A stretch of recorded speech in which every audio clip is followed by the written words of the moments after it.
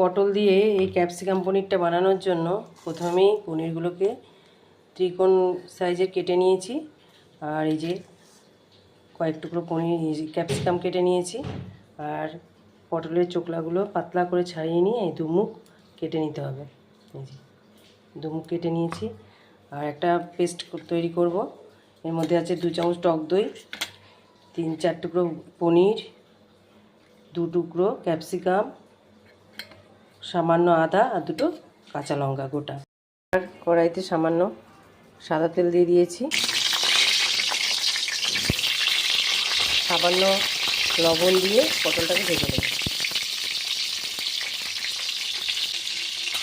ঢাকা দিয়ে ভালো করে পটলটাকে ভেজে তুলে নেব।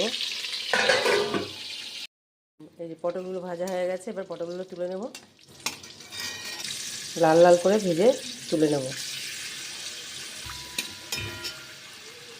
এই তেলেই সাদা জিরে ফোড়ন দিয়ে দিলাম, একটা এলাচ ফোড়ন দিয়ে দিলাম।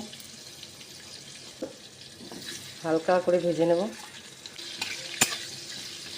দিয়ে দেবো। আর আজকে চিনি নেই যেহেতু একটা বাতাসা দিয়ে দেবো।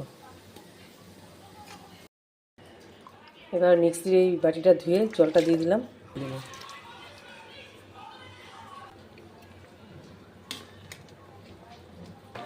এবার উষ্ণ দুধ 1/2 কাপ দিয়ে দেবো। ভেজে রাখা যে মশলাগুলো ভেজে রাখি আমি, এলাচ, লবঙ্গ, দারচিনি, মৌরি, সাদা জিরে, শুকনো লঙ্কার গুঁড়ো, শুকনো লঙ্কা দিয়ে সেই মশলাটা 1 চামচি দেব। মেথি ছড়িয়ে নামিয়ে দেব। পটল ক্যাপসিকাম দিয়ে পনিরটা তৈরি হয়ে গেছে।